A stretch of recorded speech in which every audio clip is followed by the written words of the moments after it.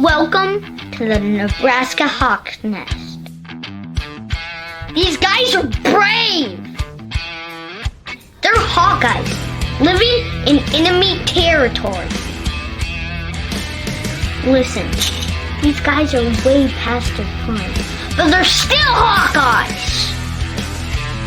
They're spreading the Hawkeye hype to all of Nebraska. The frost advisory is canceled!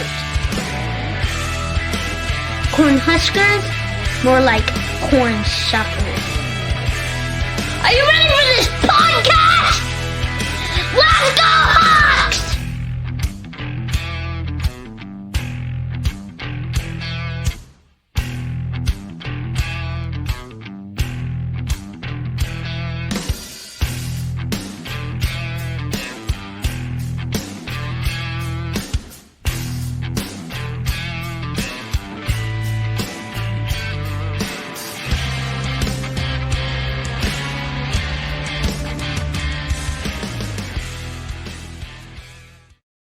All right, welcome back to the Nebraska Hawk's Nest. We are lucky enough to be joined by the mother of Iowa tight end Sam LaPorta. It's the famous Stacy LaPorta. How we doing? I'm good. Famous. I didn't know about all that. I don't know. Like I told Felicia, there's these parents for certain players that fans kind of gravitate to for one reason or another, and so you're one of the ones that we have been requested that we reached out to. So we were excited to be able to interview you. So you were just telling me a little bit ago, so you just got done teaching for the year, and now you kind of got your summer free. How does it? That's got to feel great. It feels awesome. I love my summers. My kids, when they were little, they used to drive me. I used to drive them everywhere. We used to be so busy, and now that they're all bigger and grown and can drive themselves, my husband suggested I get a job in the summer. And I use some words I can't use on the on your show to tell him no, not doing it. There's no censory on this. Yeah. You can say whatever you want, Stacy. Oh, well, okay, now I know. Yeah, well, I told him no, I wasn't going to. Okay, well, that was the G-rated version. That was the G-rated version. Why? I mean, you work so hard throughout the school year, and I have always said for years that being a teacher is, one of the most rewarding, but one of the most difficult jobs on a daily basis. That's the job you never can go in any day and just mail it in. You have to be on your game every single day, and that could get mentally exhausting after a while. Yeah, and we got to be in person all year long, which was awesome. So I'm ready for my few months off and take it a little bit easier. So what are you going to do with those few months? Like, you going to go on a trip? You going to go do anything fun, or just kind of relax around the house? I think we're relaxing. We're going to take a few trips in the fall, obviously to watch some football, and my daughter will be playing volleyball in Kansas City. So we're going to save our trips for the fall when we can squeeze them in. I'm going to garden and ride my bike and walk my dog and read some books and stay home. So nice. Did you get the garden in already this year? I did. Yep. Okay. So did we. So I'm excited for that. Anybody that's hating right now, that's like, oh, they're talking about gardens, plant a garden and have all that vegetables, all those vegetables. Spinach and lettuce for lunch today for my garden. So you already have that ready to go? Spinach and lettuce. Yeah, those are cool weather. So we had them for lunch. See, I don't have anything. I have stuff that's just starting to sprout, and but nothing that's quite ready yet. So I'm excited for it. That's one of our favorite things to do. Wanted to touch base too about Sam. How did spring ball go for Sam, and what is he up to right now? Spring ball went great. It was his first spring ball. It's crazy going into his junior year, but it was his first spring ball. Just because of other circumstances, he didn't get to be part of spring ball at this point. He loved it. Getting to play football after all those practices and actually getting to show off a little bit against, defense on the other side of the ball and having fans in the stands. We were there for both of them, and it was crowded. It was fun. The energy was awesome. Just, he loves that part of it. Just the noise and the excitement and just being out there with all the boys. He loved it. And what he's doing now, he's actually home. He's getting to be here for a week or so. He's going to take a little trip with some friends out west to hike and hang out and go fishing. And Awesome. Yeah, and get back to school by June. So he's enjoying some downtime. I can't even put into words. I went to the first spring game this year. How amazing it felt to be back in Kinnick and there to be Yep. fans sitting there and to hear the crowd and to watch the guys out there on the field, like even just running drills. Like I was geeking out watching everything I could. I'm like, I loved it before, but I'm never going to take anything like that for granted ever again. Yeah, exactly. And that's how he feels too. So very much so. So always like to go back to the beginning and talk about the recruiting process. When Sam was coming out of high school from out there in Illinois, what were some of the schools that were really hot on Sam that were recruiting him really hard that he was considering? And ultimately, what about Iowa made it home for him? I don't know that he had a typical, or if there is such thing as a typical recruiting process. He had talked to the coaches at Southern Illinois, down at Carbondale, and a few other schools in the MAC conference, a couple Ivy League schools. So he just kept waiting because he felt like he was a really good football player, but everybody else didn't think so maybe at the time, or they just didn't tell him that they thought he was good enough to go play at a Big Ten school. But he had dreamed always about playing at a Big Ten school. And so Iowa came calling a little bit late, and I think he was a little frustrated by that. But so frustrated, in fact, that he didn't want to go visit. And I made him get in the car on a Friday, and after talking to Coach Ferentz, and made him kind of go with me to go visit. And of course, he fell in love with it. But yeah, it was kind of a rough few weeks at the house, just trying to decide really last minute about where to go play football. I can't blame him though for something like that, because you're an athlete, you're a competitor, and you want to be shown that you're wanted in that recruiting process. And somebody sneaks in late like that, it's like, oh, why weren't you there in the beginning? But I totally get that, and that recruiting process is so unforgiving, and it's a business, and they kept telling me that it's just a business they're in, and sometimes they get it wrong, and sometimes I had a few conversations with both Brian and Kurt on the phone, and they probably weren't very happy with me after my conversations and telling them how we felt about it. But we've smoothed things over since then. We're all good. Well, that's good. I love how genuine and transparent you are. Like, that's extremely refreshing. If you don't mind sharing, like, tell us a little bit about those conversations and what you said, because that's one of the things people like about you, Stacy. Is you kind of say it how it is. Well, they actually, we were out on the East Coast when he was a junior visiting Yale, and right away I said, "That's it. You're going to Yale." I mean, Yale wants you to come to play football. You're going to Yale. And he didn't like the East Coast. He didn't want any part of the East Coast. And Iowa called the head coach at Highland High School and said, "Sam's got to be here. It's our last spring camp going into his junior or senior year, and they said, he's got to be here." And the coach called me and said, "Get back to Iowa now." So I was already pissed off, thinking, they're telling me now that I have to leave my trip that I'm on. Who the hell do they think they are to tell me that I have to bring Sam in now, right now, drop everything. So we made the trip to Iowa, and he goes through that whole year, and they kind of didn't talk to him too much. So he was pissed off because he had a great year and set some, records in the state of Illinois for receiving, blah, blah, blah, blah. Yeah. He was just so pissed off. He's like, and then they called, last minute again and said, "We're going to come watch you play basketball." So Brian came and watched him play basketball, and he called me then and said, "I can't get a hold of Sam, but we want to offer him a scholarship, and got to come see us this weekend. Got to come see us in Iowa.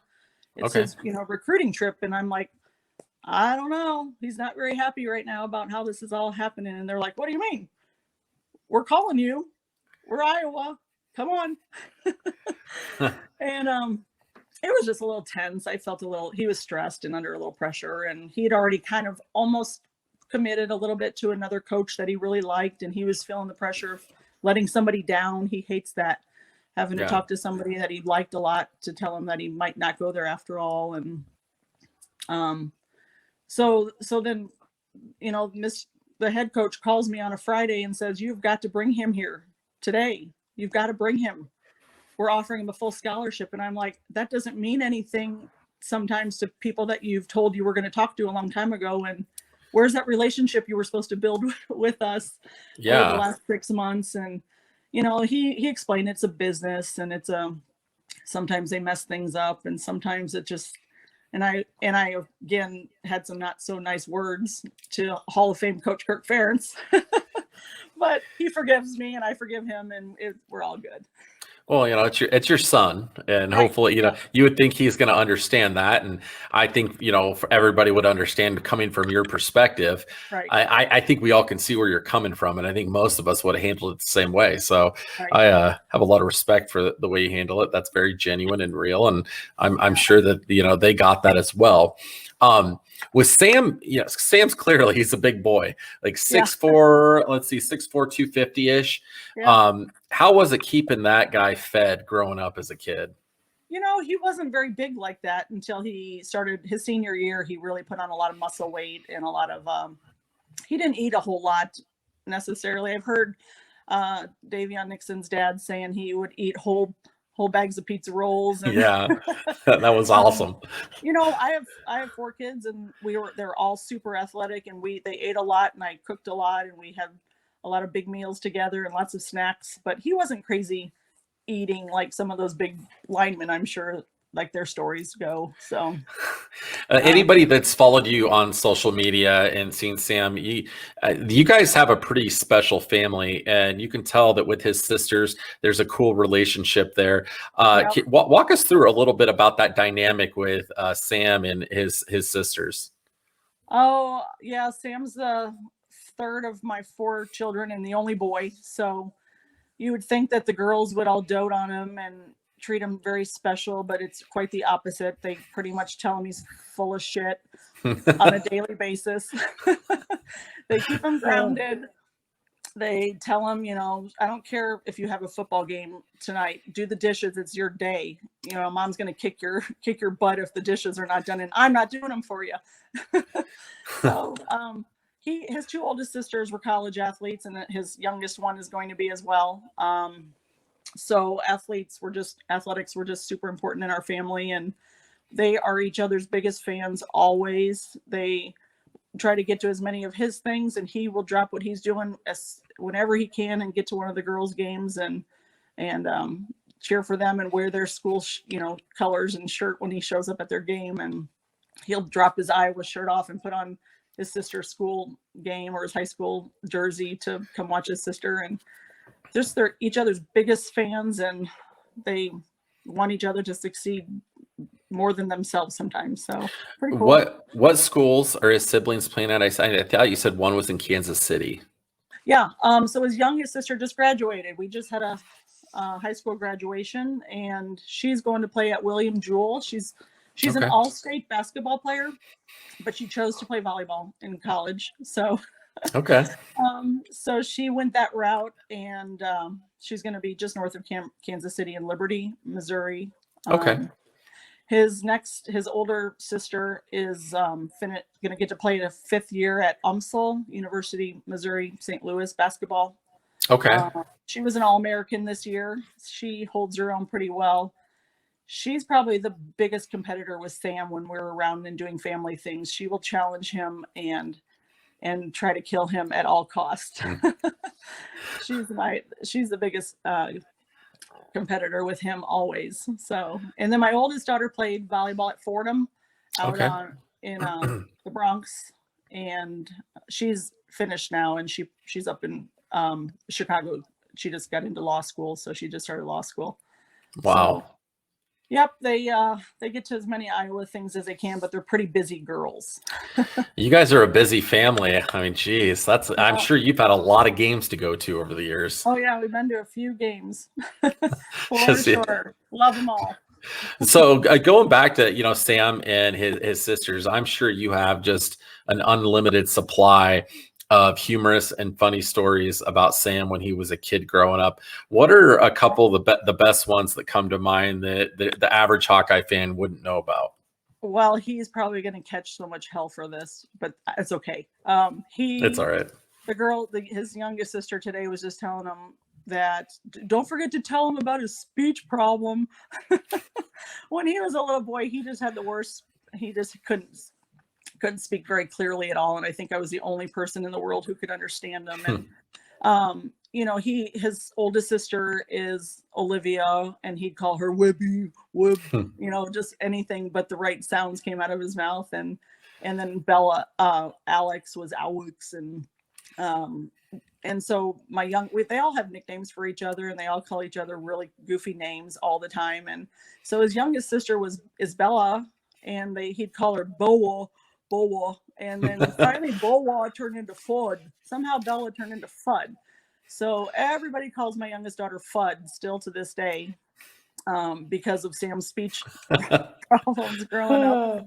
And in fact, at her graduation just on Friday night, he said, when she walks across the stage, I'm going to yell out Fud. And somebody said, don't do that. That kind of sounds like F-U-C-K. Don't do that. Yeah. And everybody knows her name is Fud, and everybody would have gotten it. But there would have been a few that wouldn't have gotten it, and it would have sounded really bad coming from him, because a lot of people know who he is in this little town. And I said, no, don't scream Fud, because that might not sound very good. So he didn't, and so they used to give him a little bit of heck for his speech problems, and he got it fixed, obviously. And so. That's not too embarrassing. That's no, that's not too bad. I mean, lots of little kids have speech problems, but see, that's why it's things like this, why we love to interview the parents of some of the star players on the team, because you get inside information and you feel like you get to know the guys way better than we would have if we interviewed the player himself. Yeah, I can see that. See that. That's something I don't think he probably would have told us. So no, I doubt it. I doubt he would have brought that up. So what conversations, if any, have you guys had or Sam had about playing tight end at the most renowned university for tight ends in the country, Tight End U at the University of Iowa? Has he felt any sort of expectations or pressure going to play a position at a school where their program is, other than maybe the offensive line, they're really known for their tight ends? Yeah, I don't know that he feels pressure. I think he just loves every part of it so much that he's like a little kid in a candy shop. I think he just takes it all in, and he's always smiling.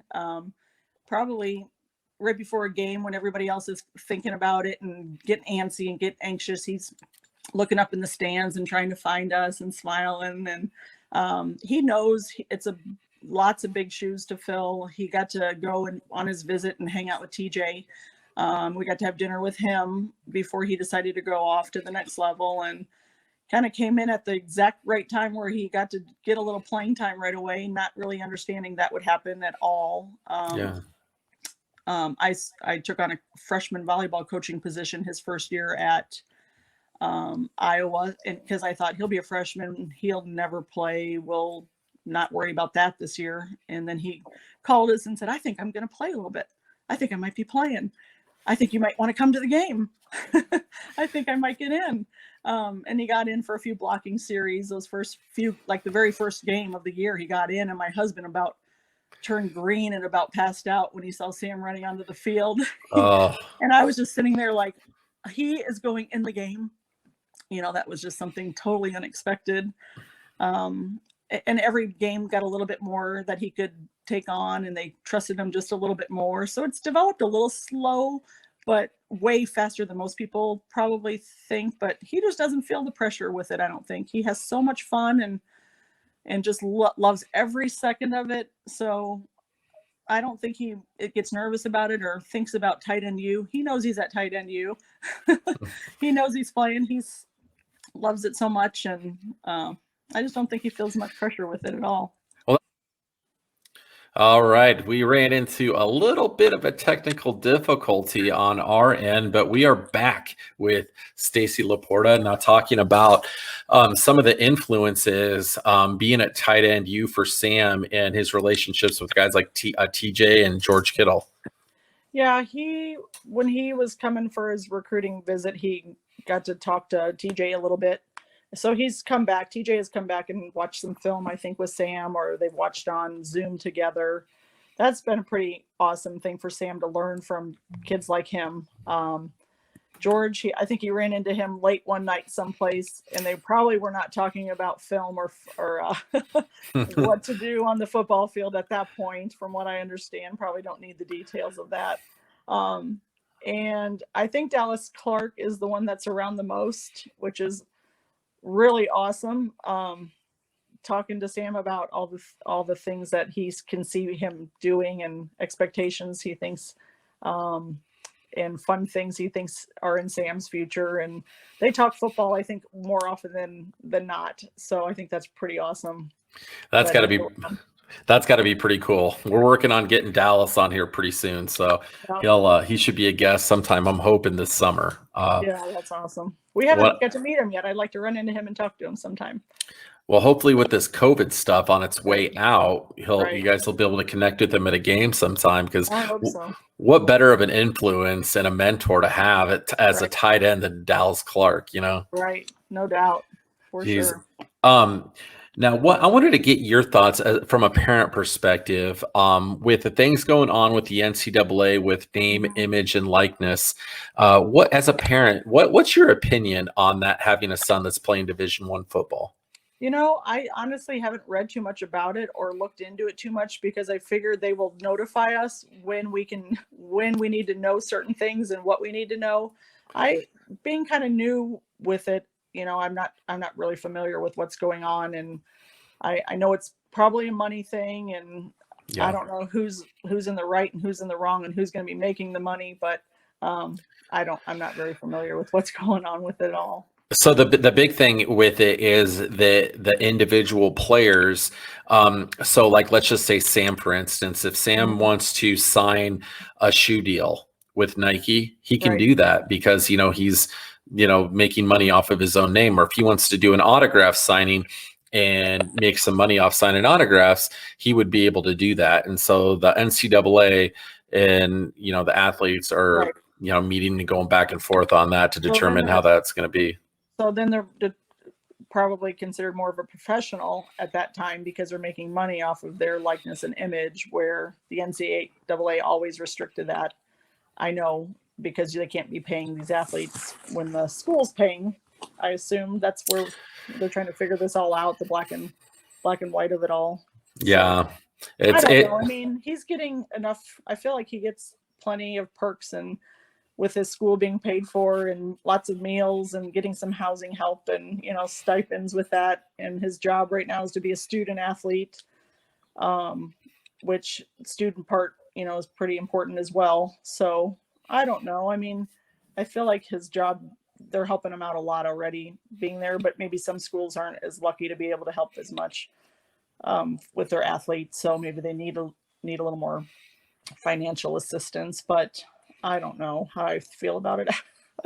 If they're going to pay my kid to sign something, then all the more power to it. But yeah, you never know how it's going to end up. It's one of those things that somebody could have a really strong argument against it and a really strong argument for it, and it's it's like essentially like politics. Like, you could argue in circles, and nobody can really win an argument like that. It's just going to go on and on forever. Both sides are have value and importance to spread their word, but I don't know. Yeah, not sure. It'll go on for a long time, I anticipate.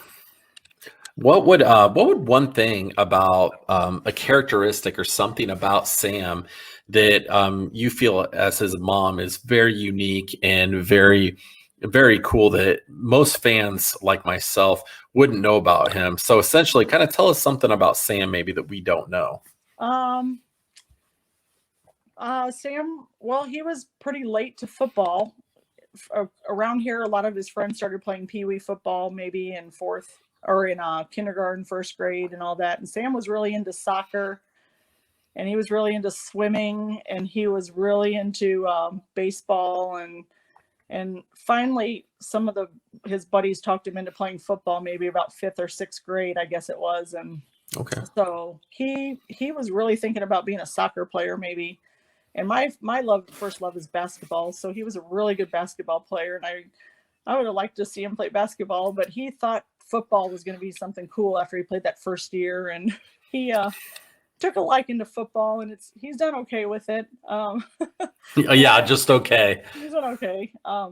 And that was my husband's favorite. He actually played football at William Jewell.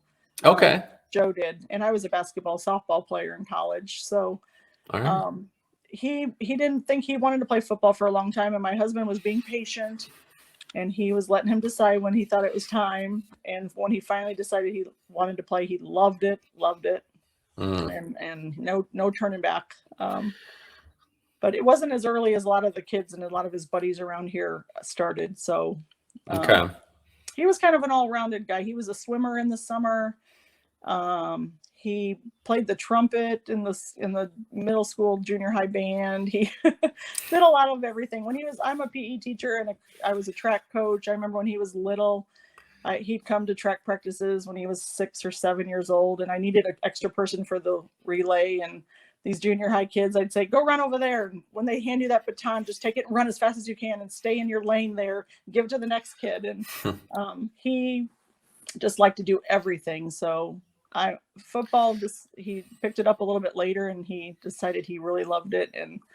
And we are here at Iowa because of that. But that wasn't something that was necessarily his path when he was younger. And that's probably something a lot of people don't really think about. Being at tight end, being in a tight end, I wanted him to play basketball, but Yeah. here we are. Well, the one thing about being a great tight end at Iowa, typically a lot of them have that breakout season their junior year. Right. And there's a lot of buzz building right now that this is going to be the season of LaPorta. Like he's going to be shredding some people up. He's going to be laying some people out. And he's going to be having a big, big season. Tell us how excited Sam is to go into this junior season, the junior campaign. And have you guys heard any of the buzz about fans being excited about Sam's season this year? Yeah, I hear the buzz. I sometimes look at Twitter, and I sometimes follow some people's track of their conversations, and it's kind of funny. And I think he probably does too. But he knows it's a spring season that just finished up. He knows there's lots to put in the summer and in the early fall, and he wants to get better every single time he goes out there. I know. And he's not listening to the people saying you better have this many yards and you better have this many touchdowns and you better have. We jokingly at the house talk about, one touchdown, Sam. Yeah, one touchdown. And he's like, shut up. He's looking for a bigger year, trying to get into the end zone a few times and making some moves and doing cool football things. And but that's as much as he thinks, I think, about it at this point. Is he doesn't care about pleasing other people. He doesn't listen to the buzz, and people are going to be equally as disappointed when something doesn't go right as they are going to be hyped up about it when things go great. And he could take it or leave it, really, because you got to take the good with the bad, and you get it all sometimes. Fans and sitting next to a lot of the other parents, we sure hear a lot of people sometimes in the stands, and when things don't go well, it's not good, and when things go great, everybody wants to be your best friend. So oh yeah, I'm sure. That's great that he's got that type of mindset, because you can't really go into the season having specific expectations or listening to what other people are expecting. You just got to go out and, like you said, play hard, do your best, try to get better every day, and things just kind of work out for themselves after that. Yeah, I know. He always talks about, I want to run good routes, and I want to hit my mark, and I want to do this, and I want to be where I'm supposed to be to help out, Spencer or whoever the quarterback might be, and I want to block really well. He loves that part of the game, blocking and springing kids for a few extra yards, and any part of the game that he gets to be a part of, he eats it up. He just likes being out there. And he, the girls and I always joke too. He's like, he was the first one. He runs over there and helps whoever up off the ground. He's always that guy, because he thinks he's a part of every single play always. And that's great. He just loves being out there. So if he gets one more touchdown this year, it'll be amazing. If he gets more, it'll be even more amazing. But he just wants to be out there, and he wants to win. So that's the biggest thing. That's great. So do we. We're hoping for plenty of those. If who are a couple guys on the team that Sam's pretty close with? A couple of his guys that he's grown close to over his years at Iowa. He is really close with Jack Campbell. Okay. They're housemates. Logan Lee, and oh gosh, I'm losing all their names. Jackson Frericks are in the tight end room, are his good buddies. Everybody in the tight end room, I know.